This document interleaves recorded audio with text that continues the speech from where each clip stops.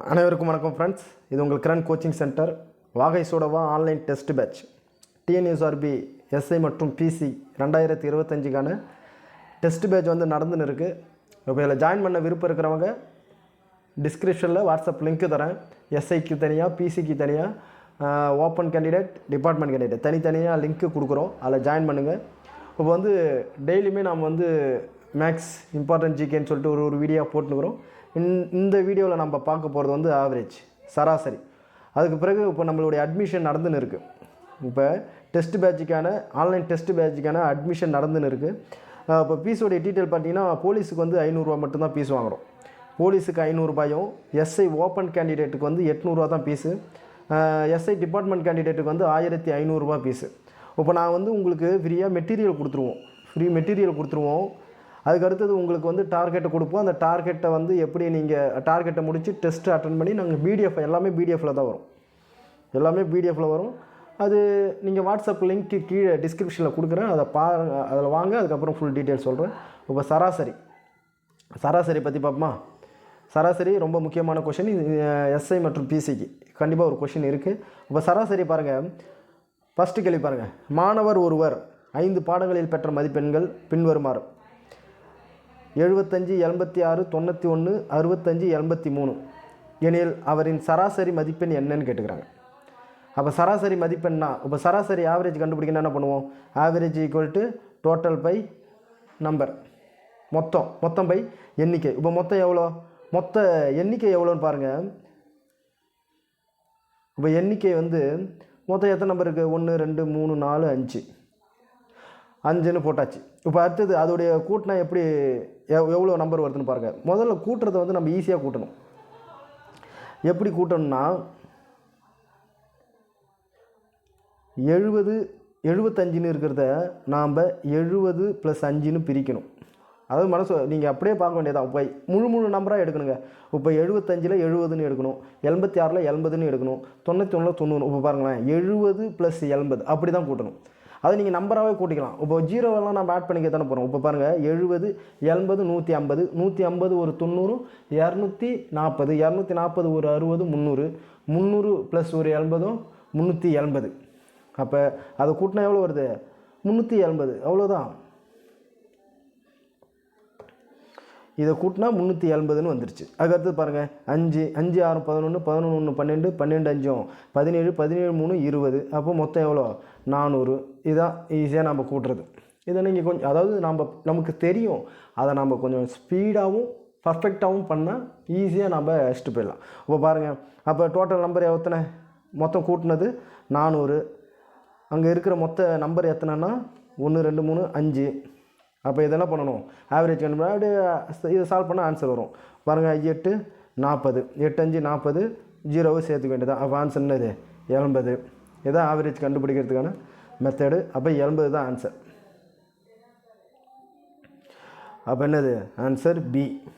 ரெண்டாவது கொஸ்டின் பாருங்கள். 15 எண்களின் சராசரி. இது வந்து 15 எண்களின் சராசரி 41.4 எனில் அவற்றின் கூடுதல் என்னன்னு கேட்டுக்கிறாங்க. அப்போ 15 எண்கள் நம்பர்ஸையும் கொடுத்துட்டாங்க, ஆவரேஜையும் கொடுத்துட்டாங்க. ஆவரேஜ் 41.4ன்னு கொடுத்துட்டாங்க. இப்போ நம்ம என்ன கேட்குறாங்க? கூடுதல் கேட்குறாங்க. இப்போ நம்ம ஆக்சுவலாக டோட்டலை கண்டுபிடிக்க என்ன பண்ணுவோம்? Average equal to total by நம்பர்னு போடுவோம்ல. இப்போ இதை ரெண்டையும் கொடுத்துட்டாங்க. இப்போ கேட்குறது இதை கேட்குறாங்க. அப்போ இதை என்னென்ன கொண்டு வரக்குள்ள இது பெருக்கலாம் மாறும். இப்போ ஒன்றும் கிடையாதுங்க, நம்பரையும் கொடுத்துட்டாங்க, சராசரியும் கொடுத்துட்டாங்கன்னா ரெண்டையும் பெருக்கிடுங்க, அதான் ஆன்சர். இப்போ நம்பரையும் கொடுத்துட்டாங்க, சராசரியும் கொடுத்துட்டாங்க. அப்போ இதுக்கு ஆன்சர் என்னன்னா 41.4 × 15. இதை சால்வ் பண்ணால் ஆன்சர் வருங்க. இதை எப்படி சால்வ் பண்ணுவீங்க? இதை போட்டு வளவலன்னு பெருக்கக்கூடாது. என்ன பண்ணலாம்? 15 10 + 5ன்னு பிரிக்கலாம்ல. 10 + 5 15. இப்போ என்ன பண்ணுவீங்க? 10 கூட இந்த 41.4ன்னு இருக்குல்ல, அதை முழு நம்பராக வச்சுக்கோங்க, 414ன்னு வச்சுக்கோங்க. இதை வந்து 414ன்னு வச்சுக்கோங்க. இப்போ 10 கூட 414 ஈஸியாக கூடலாம் தானே? ஏன்னா 10 கூட 414 எப்படி பெருக்கலாம்னா, ஈஸியாக ஒரு 0வே சேர்த்துடலாம். ஒரு 0 10 கூட பெருக்குனா ஒரு 0 சேர்த்துக்கும் போது அவ்வளோதான். இப்போ 10 கூட 414 பெருக்குனா 140. அப்போ அது கூட 5 பெருக்கணும். அப்போ 10ல் பாதி 5. அப்போ இந்த 4140ல் பாதி 5உடைய மதிப்பு தானே. அப்போ 2000 70 அதுதான் இதோடைய மதிப்பு. அப்போ இதை பேருக்குங்க, இதை கூட்டுங்க. என்னது 0 7 4 11க்கு 1 மீதி 1 2 4 2 6. அப்போ இங்கே ஒரு ஸ்தானந்தள்ளி புள்ளி இருக்குது, அதேமாதிரி நாமளும் இங்கே ஒரு ஸ்தானந்தள்ளி புள்ளி இருக்குது. அப்போ 621 தான் இதோடைய மதிப்பு. அப்போ ஆன்சர் என்னது 621 சி. ரெண்டாவது கேள்விக்கு சி ஆன்சர். மூணாவது கேள்வி பாருங்கள். இது மாதிரி ஒரு கேள்வி கண்டிப்பாக கேட்பாங்க. எக்ஸ் வச்சு எக்ஸோடைய மதிப்பு என்னன்னு கேட்பாங்க. இப்போ பாருங்கள் 9 6 7 8 5 மற்றும் எக்ஸ் ஆகியவற்றின் சராசரி 8ன்னு கொடுத்துட்டாங்க. அப்போ எக்ஸோடைய மதிப்பு தான் கேட்குறாங்க. அப்போ எக்ஸோடைய மதிப்பு எப்படி கண்டுபிடிக்கலாம்? இப்போ நம்ம ஆவரேஜ் கேட்டால் கண்டுபிடிக்கலாம், கூடுதல் டோட்டல் கேட்டால் கண்டுபிடிக்கலாம். இப்போ எக்ஸ் ஒரு எண்ணையே காணோம், அந்த எண்ணை எப்படி ஈஸியாக கண்டுபிடிக்கலாம்னா இப்போ நம்ம எப்படி ஆவரேஜ் கண்டுபிடிக்குமோ அதேமாரி கண்டுபிடிக்கலாம். இப்போ ஆவரேஜ் என்னது? ஆவரேஜை கண்டுபிடிக்க என்ன பண்ணுவோம்? Average equal to total by நம்பர்னு தானே போடுவோம். இப்போ ஆவரேஜ் நம்மளுக்கு என்னென்னு தெரியும்ல 8, டோட்டல் எவ்வளோ 9 9 6 15 15 5 20 20 28 35. அப்போ 35 இது ஒரு எக்ஸ் இருக்குது ப்ளஸ் எக்ஸு, ஏன்னா அது ஒரு எண்ணு நமக்கு தெரியல, எக்ஸாக கொடுத்துக்கிறாங்க அவ்வளோதான், அதனால் அதையும் கூட்டணும். பை மொத்தம் எத்தனை எண்ணு பாருங்கள் 1 2 3 4 5 6 மொத்தம் 6 எண்ணு. இப்போ இதை எப்படி சால்வ் பண்ணுவீங்க? இப்போ 8 ஈக்குவலுக்கு என்னாண்ட இருக்கிறது என்னென்ன வந்தால் பெருக்கலாம் மாறிடுமா? அப்போ 8 × 6 I8 40 6 8 48 I8 40 6 8 48 equal to 35 plus எக்ஸா. இப்போ இதை எப்படி சால்வ் பண்ணலாம்? எக்ஸ் ஒரு பக்கம் வச்சுக்குமா? அப்போ எக்ஸ் ஈக்குவல் டு 48 மைனஸ் 35. அப்போ இதை கழிச்சா என்ன வருது? X equal to 13. அப்போ எக்ஸோடைய மதிப்பு என்ன? 13. அப்போ நான் சொல்கிறது புரியுதுங்களா? ஒன்றும் கிடையாதுங்க. இது மாதிரி எக்ஸ் ஒரு நம்பரை கண்டுபிடிக்கணும் அப்படின்னு கேட்டாங்கன்னா நாம் என்ன பண்ணணும்னா ஆவரேஜுக்கு எப்படி கண்டுபிடிப்போமோ அது மாதிரி தான் கண்டுபிடிக்கணும். இப்போ average equal to total by number. Average நமக்கு தெரியும் 8ன்னு கொடுத்துட்டாங்க, சராசரி 8ன்னு கொடுத்துட்டாங்க. இங்கே பாருங்கள், சராசரி நமக்கு 8ன்னு கொடுத்துட்டாங்க, அதனால் நான் என்ன பண்ணுறேன் சராசரி 8ன்னு போட்டுட்டேன். ஈக்குவல் டு டோட்டல் பாருங்கள், இதெல்லாம் கூட்டினா 35 ப்ளஸ் எக்ஸு, ஏன்னா அது ஒரு எண்ணு அதையும் சேர்த்துக்கணும். பை நம்பர் மொத்தம் எத்தனை நம்பர் இருக்குது? 4 5 6 நம்பர் இருக்கா? எக்ஸும் ஒரு நம்பர் தான், அப்போ 6 நம்பர்னு போட்டாச்சா? அப்போ என்ன பண்ணுவோம்? இங்கே பாருங்கள், டிவைடடு கீழே இருக்கிற 6 இன்னாண்ட கொண்டு வந்தால் 48 பெருக்கலாம் மாறும். வகுத்தல் என்னென்ன வந்தால் பெருக்கலாம் மாறும்ல. அப்போ அதாவது 8 × 6 அதான் வகுத்தல் வந்து இன்னாண்ட வரக்குள்ள பெருக்கலாம் வந்துச்சு. அப்போ 8 48 ஈக்குவல் டு 35 ப்ளஸ் எக்ஸ். இப்போ எக்ஸோடைய மதிப்பு கண்டுபிடினா எக்ஸ் ஈக்குவல் டு 48. இதை தான் அப்படியே வச்சுக்கணும். இது இன்னாண்ட வரக்குள்ள மைனஸாக மாறும். அப்போ ப்ளஸ் வந்து இன்னாண்ட வரக்குள்ள மைனஸாக மாறும், மைனஸ் 35. அப்போ எக்ஸோடைய மதிப்பு 13. ஓகே, அப்போ ஆன்சர் என்னது இதுக்கு? 13. அடுத்தது 4வது கொஸ்டின் பாருங்கள். முதல் 5 ஒற்றைப்படை எண்களின் சராசரி என்னன்னு கேட்டுக்கிறாங்க. முதல் 5 ஒற்றைப்படை எண்களின் சராசரி. இப்போ முதல் 5 ஒற்றைப்படைனா எது? ஒத்தப்படை. அப்போ 1 3 5 7 9 இதுதான் முதல் 5 ஒற்றைப்படை எண்களின் சராசரி. சார் இது மாதிரி அப்படியே தொடர்ந்து கண்டினியூஸாக இதேமாரி அதை பாருங்களேன் 1 3 5 7 9. இதுக்கு ஆக்சுவலாக ஆவரேஜ் கண்டுபிடிக்க என்ன பண்ணுவீங்க? மேலே டோட்டல் போடுவீங்க, கீழே நம்பர் போடுவீங்க, இதை அடிப்பீங்க, அதானே? இது அப்படி தேவையில்லை.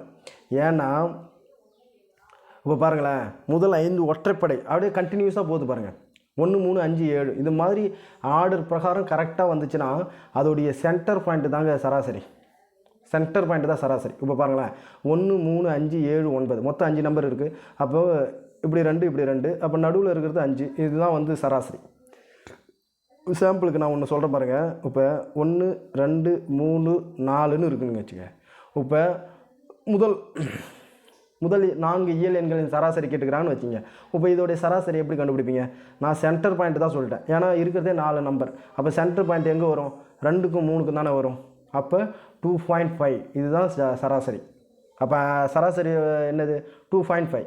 இப்போ இதை கூட்டினாலும் அப்படி தாங்க ஆன்சர் வரும். என்ன பாருங்களேன், 1 2 3 3 3 6 6 4 14 மொத்தம் எத்தனை நம்பரு? 3 6 6 4 10 6 4 10 10 மொத்தம் எத்தனை நம்பர் இருக்குது? 4 நம்பர் இருக்கா? பாருங்கள், 2 8 அடித்தா 2 மீதி 2 புள்ளி வச்சு 0 சேர்த்தா 20. அப்போ 2.5 வந்துருச்சுங்களா? இதுதான் சிம்பிளாக. இதை கண்டுபிடிக்கணும்னா இது மாதிரி கண்டினியூஸாக கரெக்டாக ஆர்டராக வரணும். அதாவது இப்படி வரக்கூடாது, இப்படி வந்தால் அது வராது. 1 3 7 11 இது மாதிரி வந்தால் இதில் நீங்கள் அது மாதிரி சென்டர் நம்பர் எடுக்கக்கூடாது. அதாவது ஒரு விஷயம் 1 3 5 7 அதுமாரி ஒற்றைப்படைனா கரெக்டாக ஆர்டராக ஒற்றைப்படையாக போகணும். இரட்டைப்படைனா ஆர்டராக இரட்டைப்படையாக போகணும். அது மாதிரி போணுச்சுன்னா இப்போ நான் அந்த சென்டர் நம்பரை எடுக்க சொன்னல, அதை எடுங்க, கண்டிப்பாக உங்களுக்கு ஆன்சர் வரும். அது அப்போ இதுக்கு என்னது, முதல் 5 ஒற்றைப்படை எண்களின் சராசரி, முதல் 5 ஒற்றைப்படை எண்களின் சராசரி 5 தான் ஆன்சர் ஏ.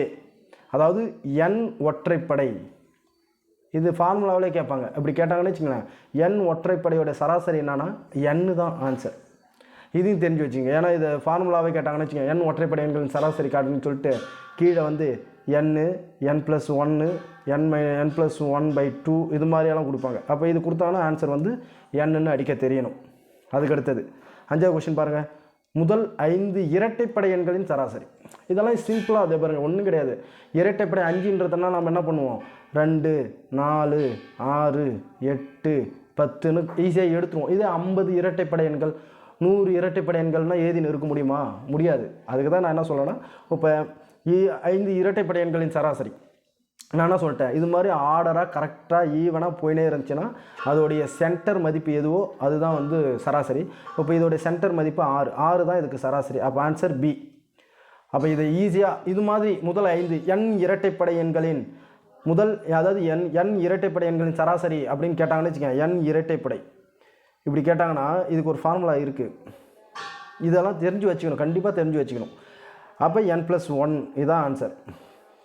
n+1, அதாவது n இரட்டைப்படை எண்களின் சராசரி கேட்டாங்கன்னா n+1 இதுதான் ஆன்சர். அதாவது முதல் 5 n ஒற்றைப்படை கேட்டாங்கன்னா n இரட்டைப்படை கேட்டாங்கன்னா n+1 இதுதான். இதை தெரிஞ்சுங்க. கொஷினில் உங்களுக்கு ஃபார்முலாவே இதுமாரி கேட்டாங்கன்னா ஆன்சர் அடிக்க ஈஸியாக இருக்கும். இப்போ பாருங்கள் எப்படின்னா, n வந்து என்னுடைய மதிப்பு என்ன 5 தானே, அப்போ 5+1 = 6. அதுக்கு தான் நான் உங்களுக்கு சிம்பிளாக சொன்னேன். அப்போ இரட்டைப்படை எண்கள்லாம் என்னது, சென்டர். அதாவது ஒரு நம்பர் ஈவனாக போணுச்சுன்னா ஒன்றும் கிடையாது. இப்போ நாங்கள் அடுத்தடுத்த கொஷின் வரும் பாருங்கள். இப்போ ஒரு நம்பர் இது மாதிரி ஈவனாக போணுச்சுன்னா இதோடைய சென்டர், இதோடைய சராசரி கேட்டாங்கன்னா இதோடைய சென்டர் மதிப்பு தான் சராசரி. அதுக்கடுத்து பாருங்கள், 1 முதல் 19 வரையிலான ஒற்றைப்படை எண்களின் சராசரி.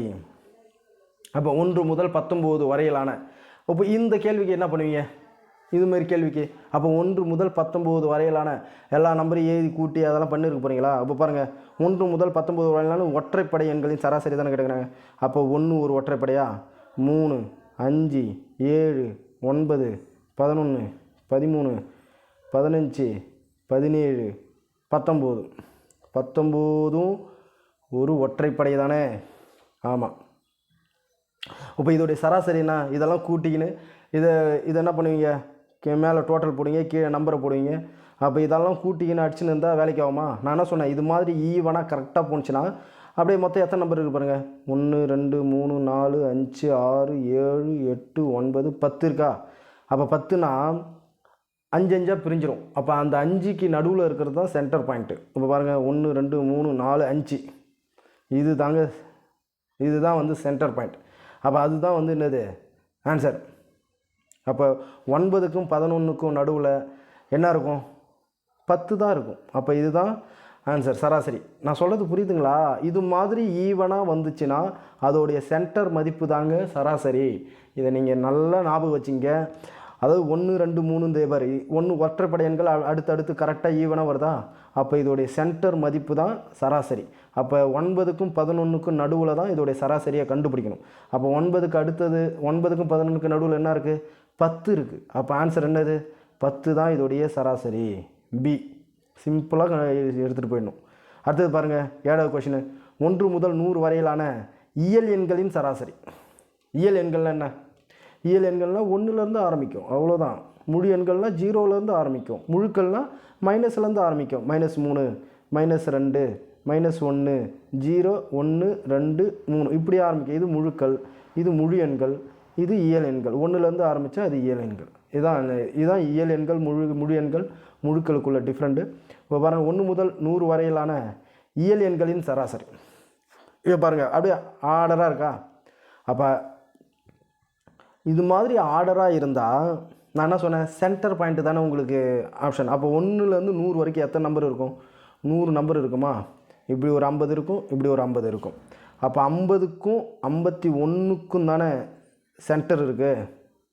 1லேருந்து 100 வரைக்கும், 1லேருந்து 100 வரைக்கும் 50 இருக்கும், 51லேருந்து 100 வரைக்கும். அப்போ இப்படி 50 இப்படி 50 இருக்குல்ல, இந்த 50க்கும் 51க்கும் தான் சென்டர் நம்பர் இருக்கும். அப்போ 50க்கும் 51க்கு நடுவில் என்ன இருக்குது, 50.5 இருக்குது. இதுதான் ஆன்சர். அப்போ 1 முதல் 100 வரையிலான இயல் எண்களின் சராசரி என்னது, 50.5. அவ்வளோதான், சிம்பிளாக கண்டுபிடிச்சிடணுங்க. இதை வந்து நீங்கள் எல்லாத்தையும் கூட்டிக்கின்னு அது மாதிரி ஃபார்முலா கீர்முலா எதுவுமே கிடையாது.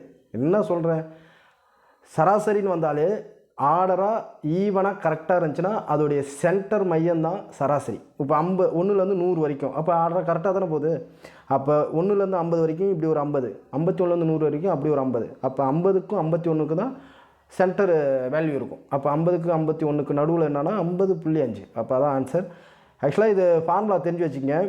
1 முதல் 100 வரையிலான இயல் எண்களின் சராசரி அப்படி கேட்டாங்கன்னா அதுக்கு என்ன ஃபார்முலாலாம் கேட்பாங்க. அப்போ அதுக்கு ஃபார்முலா கேட்டாங்கன்னா n+1/2 இதுதான் ஃபார்முலா. அப்போ என்னுடைய மதிப்பு என்ன, 100 100 + 1 சாரி 100 + 1/2. அப்போ கூட்டினா என்னது 101/2 அடித்தா 2 10 50 + 5. அப்போ இதுதான். அப்போ n+1/2 அதாவது இயல் எண்களின் சராசரி அப்படின்னு கேட்டாங்கன்னா n+1/2 இதுதான் ஃபார்முலா. இது நல்லா ஞாபகம் வச்சுங்க, கண்டிப்பாக இது கேட்பாங்க. அதுக்கு அடுத்தது பாருங்கள், 8வது கொஷின். 8வது கொஷின் பாருங்கள், முதல் 7 இயல் எண்களின் வர்க்கங்களின் சராசரி. முதல் 7 இயல் எண்களின் வர்க்கங்களின் சராசரி. வர்க்கம்னா என்னது, 1உடைய ஸ்கொயர் என்னது 1 தான், ஸ்கொயர் கேட்குறாங்க அவ்வளோதான். 2உடைய ஸ்கொயரு 4, 3உடைய ஸ்கொயரு 9, 4உடைய ஸ்கொயரு 16. கிட்டத்தட்ட உங்களுக்கு இது மாதிரி ஸ்கொயர் எத்தனை தெரியணும்னா, ஒரு ஸ்கொயரு நீங்கள் ஒரு 30 வரைக்கும்னாச்சும் அட்லீஸ்ட் தெரிஞ்சு வச்சுக்கணும். 30 ஸ்கொயர் வரைக்கும்னாச்சும் நீங்கள் தெரிஞ்சு வச்சிங்கன்னா தான் ஈஸியாக டைம் சேவ் பண்ண முடியும். அதேமாதிரி க்யூப் வந்து 20 வரைக்கும்னாச்சும் 20 க்யூப் வரைக்கும்னாச்சும் கண்டிப்பாக உங்களுக்கு தெரியணும். சரி, இப்போ அடுத்தது பாருங்கள், முதல் 7 இயல் எண்களின் வர்க்கங்களின் சராசரி. அப்போ என்னென்ன கேட்டுக்கிறாங்க, 1லேருந்து 7 வரைக்கும் வர்க்கங்கள். அப்போ 1உடைய ஸ்கொயர் என்னது 1 தான், 2உடைய ஸ்கொயரு 4, 3உடைய ஸ்கொயரு 9, 4உடைய ஸ்கொயரு 16, 5உடைய ஸ்கொயரு 25, 6உடைய ஸ்கொயரு 36, 7உடைய ஸ்கொயரு 49. புரியுதுங்களா, 7 ஸ்கொயரு 49. அப்போ இதை எப்படி கண்டுபிடிப்பீங்க, வர்க்கங்களின் சராசரி அப்படின்னால என்ன பண்ணுவீங்க, இதை டோட்டலாக கூட்டணும், கூட்டி அது என்ன ஆன்சர் வருதோ அந்த இதுக்கு கரெக்டாக அடிக்கலாம். இப்போ ஒன்றும் கிடையாது, இப்போ இதை கூட்டினா என்ன வருது, 1 4 9 16 25 36. நான் சொன்ன மாதிரியே கூட்டுங்க. முதல்ல 2 டிஜிட்டெல்லாம் கூட்டணும், அதுக்கப்புறம் சிங்கிள் டிஜிட் இருக்கணும். இப்போ பாருங்களேன், 40 40 30 70 70 70 20 90 90 ஒரு 10 100. இதை மட்டுமே 100 கூட்டிட்டுனா அதுக்கடுத்து பாருங்கள், 9 6 15 20 26 26 35 40. அப்போ 140. அவ்வளோதான். இவர் சிம்பிளாக கூட கற்றுக்குங்க. அப்போ 140 மொத்தம் எத்தனை நம்பர் இருக்கும், 7 நம்பர் தாங்க இருக்கும். அதான் முதல் 7 இயல் எண்கள். அப்போ 7, அப்போ அடித்தா என்னது, ஒரு 14. அப்போ ஆன்சர் என்னது 20. 20 தான் இந்த முதல் 7 இயல் எண்களின் வர்க்கங்களின் சராசரி. 20 ஆப்ஷன் சி. அதுக்கு அடுத்தது 8 கொஷின் தான். சரி, ஓகே. அது மாதிரி ரொம்ப இம்பார்ட்டன்ட் ஜிகே இதுலேயே உங்களுக்கு தெரிஞ்சிருக்கும். இப்போ சராசரியை பற்றின ஒரு விளக்கம் இந்த வீடியோவிலே உங்களுக்கு நல்லா தெரிஞ்சிருக்கும். மறக்காமல் எங்களுடைய சேனலை சப்ஸ்கிரைப் பண்ணுங்கள், உங்கள் ஃப்ரெண்ட்ஸுக்கு ஷேர் பண்ணுங்கள். உங்களுக்கு கண்டிப்பாக இது யூஸ்ஃபுல்லாக இருக்கும். தேங்க்யூ.